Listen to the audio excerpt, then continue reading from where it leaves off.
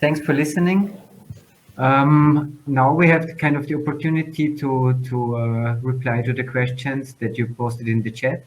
But if someone of you wants to talk, then you just have to apply to come to the stage, which is on the right upper corner. On your screen, there is, I think, something where there is enable audio and video, and then we are happy to discuss things with you. Okay.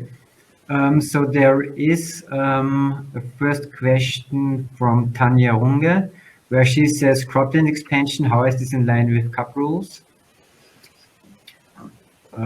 Does anybody want to, or should I? I can reply to that. Actually, we only assumed cropland expansion allowances in the conventional variant. But we do this expansion is only allowed into grasslands, but not into forest. In the agro-ecological variants, we do not allow for cropland expansion. I'm not sure whether cropland expansion, I think it's still allowed under CAP rules. You just would lose some subsidies, but maybe there are other people here who are way more experts on CAP policies than I am. Or Tanya, you can reply as well.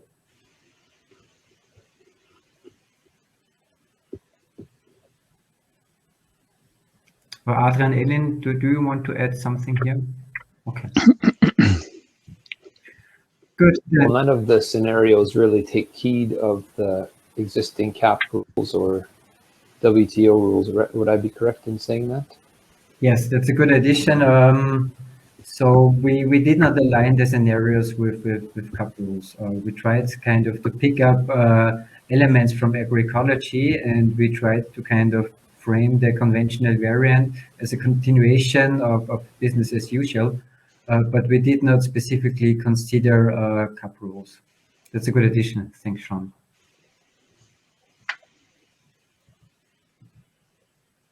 Okay. So one comment from Darko, but this is clarified.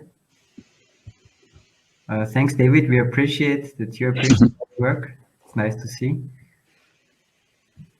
Okay.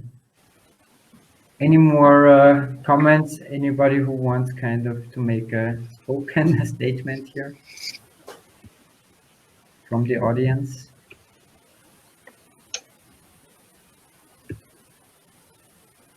Darko has a question. Yeah. Yeah, thanks.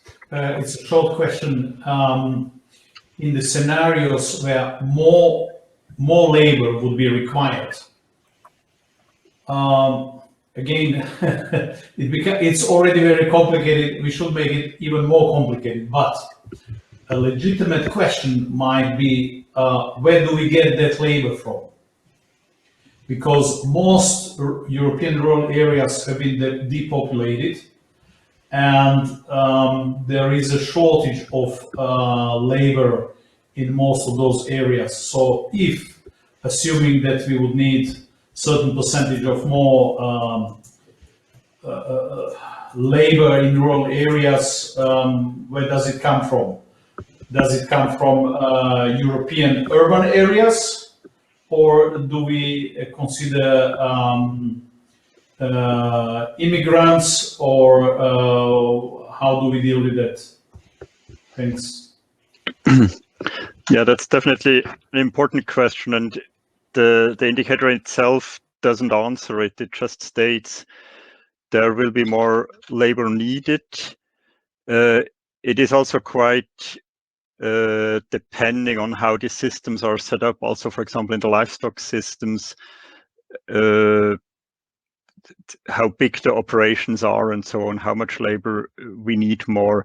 But it doesn't answer the question where it comes from. So the first assessment or the next assessment would then be to relate it to certain indicators or projections on labor availability, and it could be linked to whether there is sort of a policy goal to offer sort of rural jobs and such issues. So it's also to be seen in such a debate. And in this context, one could say, if there is sort of a goal to have rural jobs, then one could say these agro-ecological scenarios, they offer opportunities for this. But if one is in a situation where there is no rural labor force, this is clearly then a trade-off between these aspects. And then how sustainable this is in the end then really depends on how it is implemented and whether it is in the end the system driven by sort of seasonally imported labor force from elsewhere at low wages and so on. So it can have quite adverse impacts. But the first statement is sort of merely on the level of need for it or requirements for it.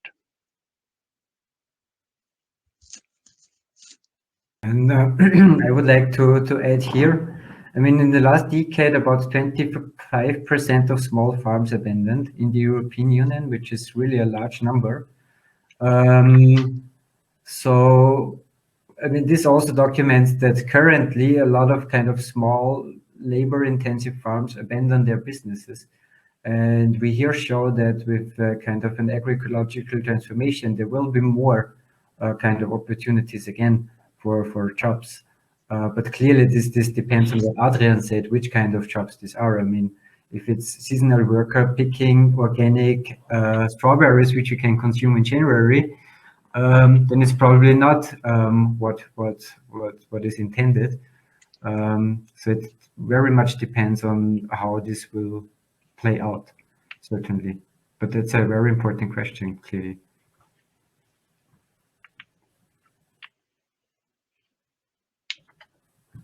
Darko is asking, what about robots? Can they do the job? Yeah, sure. Well, there I think anyway one could, we didn't in the modeling, but one could open up, or I think it's always important to open up the option space of production systems also much more when thinking about sustainable agriculture in the future. And for example, is soilless production or vertical farming and all this stuff, could this also be an issue? It clearly wouldn't count as agroecological, I would say, for most people, but nevertheless, such approaches should also be considered. Why not? Or one should also think about them at least. Modeling them is even more demanding than modeling the other production systems, because it's then purely based on assumptions how they play out, and this makes it not easier. I think also kind of using robots would actually call for a more standardized food production system, which is contrary to what agroecology is aiming for. So I would also say, I mean, policymakers are quite concerned about rural depopulation and the loss of rural jobs. And I think this is a great opportunity to provide such jobs if these jobs are kind of attractive for people. Just to add here. And maybe, which is also not part of the modeling, is there are also options or changes in job requirements in the processing sector.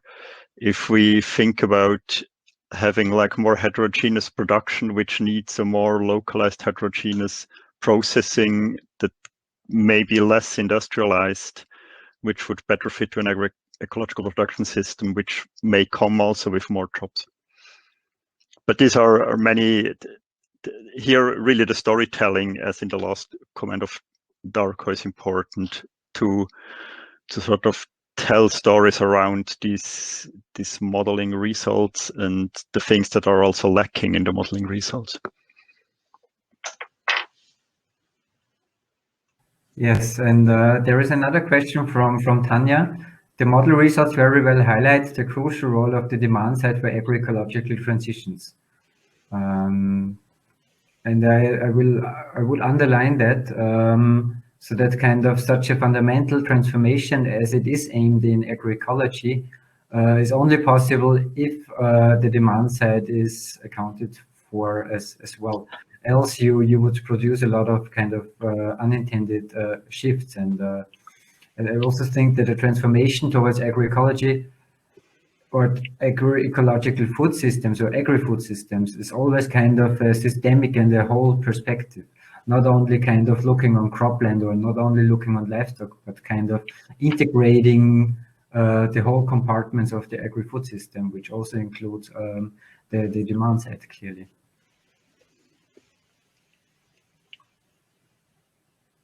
Does anybody want to add on this? Maybe just a short add on the economic results. They, in a way, they also illustrate how big the changes are and how far off any equilibrium we know we end up from a biophysical side with these scenarios.